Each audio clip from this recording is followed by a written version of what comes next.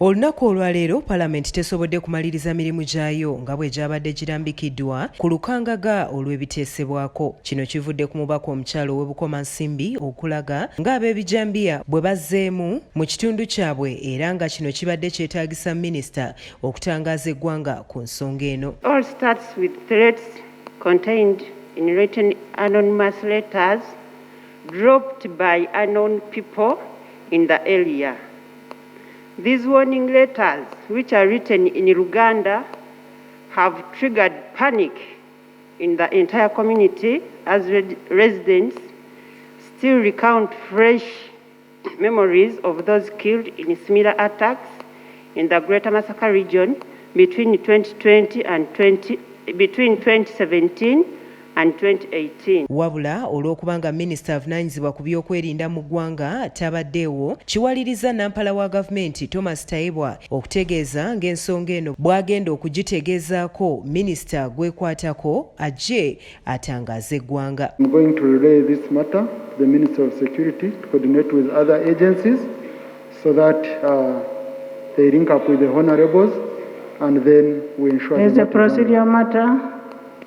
Wabula kino kiwaliriza abamu ku bakiise mu Palamenti okulaga obutali bumativu olw'okwebulankanya kw'aba Minisita mu ntuula za Palamenti. As Ministers of Defence and Internal Affairs leave, the government chief whip to stagger on floor of Parliament keep asking for permission and referring for tomorrow. When we are talking of security of our people, which is a very, very important matter to this country.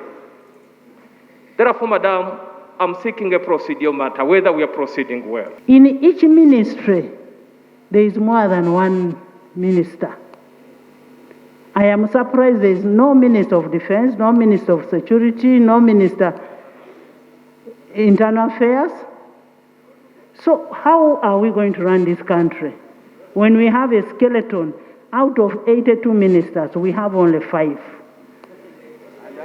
How are we going to run this country?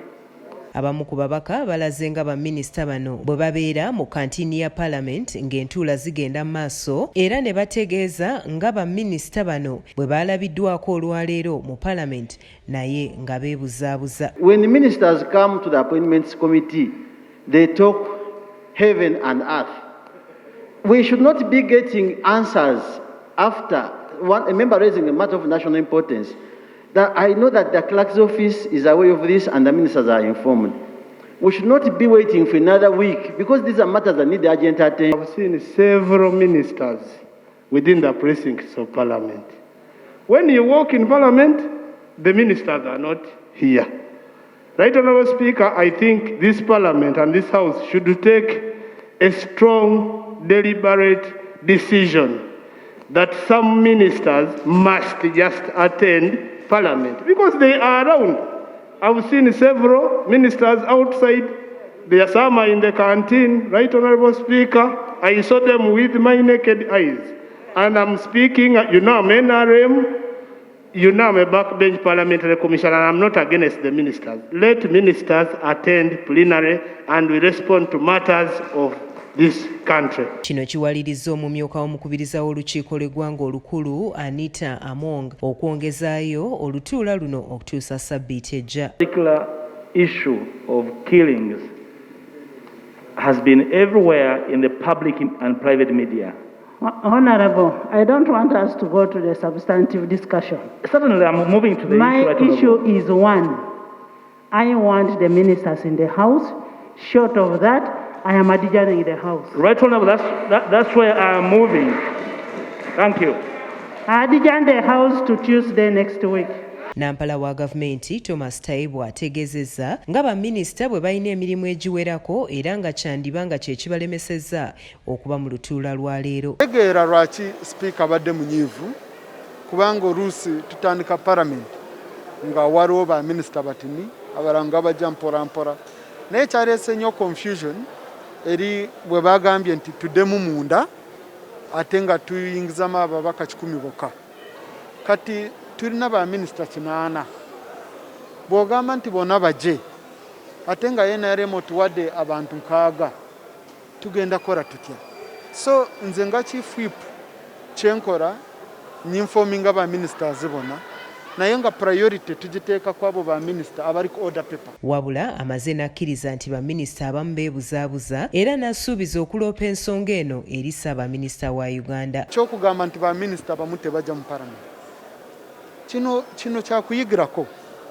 Baminisita tutegeere nti pulezidenti yatulonda kujja ne tukolera eggwanga, ate nga mu ggwanga woba ng'okola eggwanga eno palamenti yeyisaawo puroguramu zonna ez'eggwanga, zi budget scrutinizinga buli kimu. So palamenti twetaaga tugiwe priority. Mu minisitule bwe mubeera mu baminisita basatu mukole rota. N'abamu ku babaka boogedde ku ki ekibaddewo olunaku olwaleero. Twetaaga okuba nga balina okutuddamu ensonga eziruma abantu. Kibadde kiyitiridde ng'ate n'olwaleero babadde nga mwebali bazze balina mu kantiini, abamu balya na mmere, naye olutuusa ogenda mu house tebalabise, ate ng'ensonga nnyingi nnyo.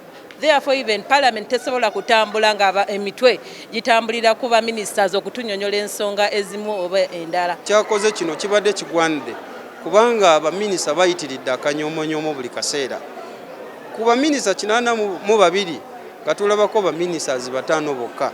Olwaleero mbadde na matter of national importance nga ni order paper, era speaker abadde anaatera okunsoma ng'ensonga gye njogera ku ddwaliro lyaffe ery'Ebutalangu teddwaliro eddamba erya gavumenti temuliimu mazzi, temuliimu masanyalaze. Palamenti eddamu okutuula ssabbiiti ejja era ng'omukubiriza w'olukiiko lw'eggwanga luno Jacob Olanya yagenda okuba okukubiriza kw'olukiiko luno mu mitambo. About the Right Honourable Speaker Jacob Olanya,